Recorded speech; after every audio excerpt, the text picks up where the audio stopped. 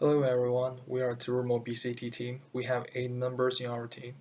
Ashley is our project manager and team leader.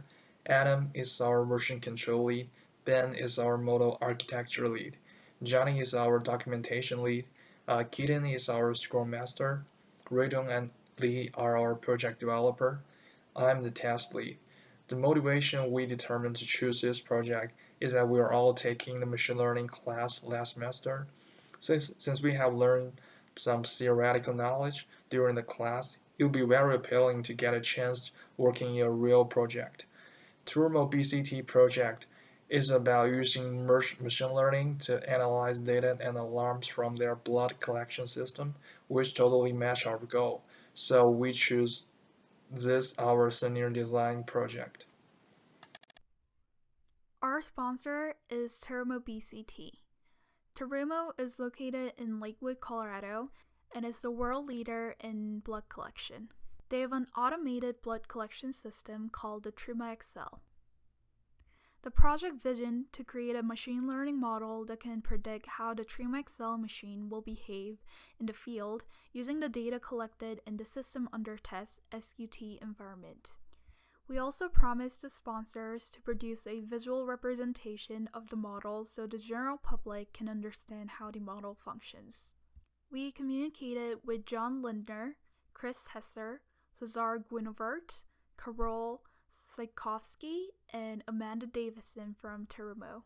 The team had weekly meetings with the sponsor in which we updated the sponsors on our progress and asked questions relevant to the project. We also met weekly with our TA, Laksha Sharma. We begin our process with the machine's factory and field records, which together contain more than 200,000 rows of data. First, we clean the data to remove unnecessary or incomplete information. We also restructure it to make it easier to work with. We then implemented and tested several types of machine learning models to see what worked best for this particular problem. We could then narrow these down and focus on fine-tuning our chosen models. After the model is completed, we test it with a subset of the training data to measure the model's accuracy. We also use these results to develop and test the model's visualization. Now that development's done, the end use is much simpler. Given unlabeled factory test data, our model will automatically output a set of predictions and visualization for that data.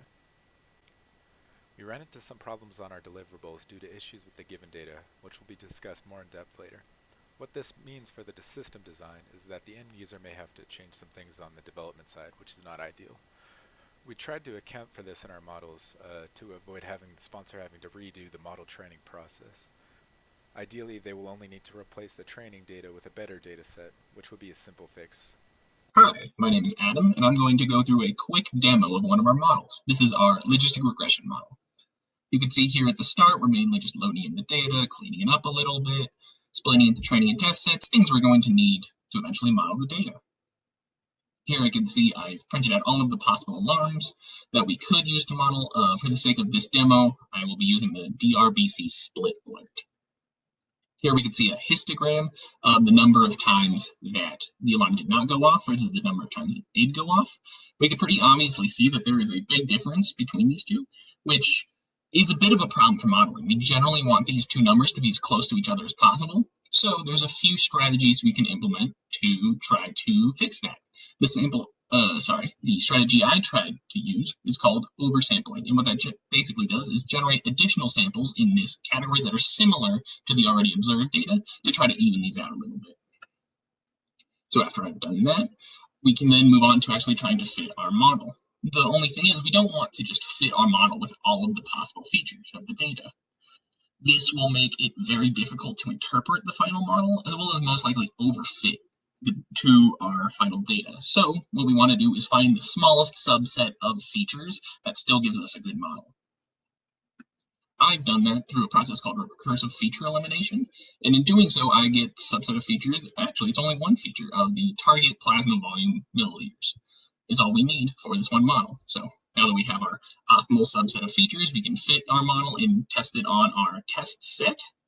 This here is some evaluation metrics. The most important one right here is the confusion matrix. And it basically tells us that 1,895 times the model correctly said the alarm would not go off. It correctly said 99 times that an alarm would go off. It incorrectly said 5 times that an alarm would go off when in fact it did not go off. And it incorrectly said 1 time that an alarm would not go off when in fact the alarm did go off.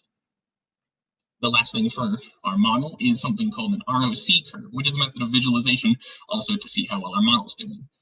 In general, the difference is this blue line, which is our model, versus this red line, which is kind of the theoretical true random model. That is guessing either yes or no on every single data point. And the easiest way to read these is just to see how close to this top left corner our model is. And as you can see, this blue line is right up against it. That means our model is doing very well. The only problem occurs with this entire setup is when we try some other alarms. As you can see, I've got another alarm ready, this failure to pressurize inlet, which I will run really quickly. This is going to take a little bit, so I'm going to pause the video and be back shortly. All right, our model has finished running, and we can take a look at the results. We can see that the features that got selected were 2 this time, which is the check negative pressure delta and the check negative pressure. Now, we again fed our model. Surprisingly, it only guessed that all of the alarms would go off all the time, which is a bit strange, but it leads us to think that the model or the data itself is not separable. And when we take a look at this ROC curve, we can definitely see that the model is basically not doing anything better than random chance. And that is true, as it turns out, with a lot of the models that we have tried solving out. We will go deeper into that later in this presentation. Thank you for watching the demo. Hi, I'm Riton. Now I will introduce the visualization of random forest and visualization of logistic regression. These images are the result of random forest visualization. Let me introduce this. These are the visual images created by all my random forest code. Each image is created by all features and a single alarm. Next, I will introduce 2 types. As you can see, this image has many nodes. Inside each rectangular are features. To the right of the branch is 0. The branch is to the left represent 1. This random tree has many layers, which means there's many factors that determine the alarms is 0 or 1. This is the second type of random forest. It has only 1 node. It means that all values are the same. This alert may not be meaningful, or our data pre-processing may have some problem. What you see now are all pictures produced with the logistic regression concept, because after pre-process all the data, our alarm becomes 0 and 1. In code, I change 1 to true and 0 to false, so I generate this graph. Each graph consists of a feature and an alarm. This is the first type. The y-axis of this image represents probability, and the x-axis represents the value of this feature. The image clearly shows what the probability of an alarm of 1 is when the values are. This is type 2. There's no line to show the probability, because it shows in the range of this x times x value, the value of alarm is determined. This is type 3. All values are in one position, are same, which indicates that this feature has no meaning for this alarm.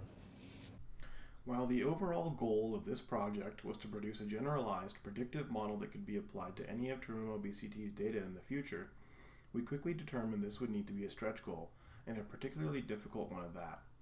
We felt our best shot would be a neural net, but all of our attempts to produce a robust, general model ran into problems. With field data aggregated to produce average alarm rates, a model could be trained that appeared at first look to accurately predict those alarm rates with a mean training error of under 1.5%. However, closer inspection showed this was not the case. The model did perform fairly well when predicting very high and very low alarm rates, say greater than 30% and less than 1%, though it did tend to repeatedly predict the same value for some alarms.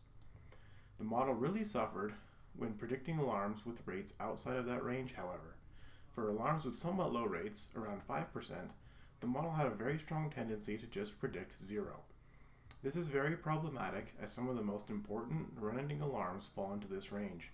Further, this field data aggregation approach led to the model only being able to use several hundred training examples. In a separate approach using a different data generation method that produced tens of thousands of examples, models tended to almost always predict a 1 or a 0, rather than a more granular percentage rate, and again missed some of the most important alarms. These problems arose from limitations of the data, particularly very low alarm rates across the board. This led to the model struggling to learn data patterns that produced elevated alarm rates and properly predict them. We have found several issues with the current dataset and its application towards machine learning. The primary issue is the sheer imbalance in the dataset, with alarms going off very infrequently. The data shows that in 99.99% of the instances, no alarm will go off, which allows for models to heavily skew towards predicting no alarm and still have exceptional accuracy. So while we were able to get similarly high accuracy scores as the 2018 group, we found that F1 scores for the models were lacking.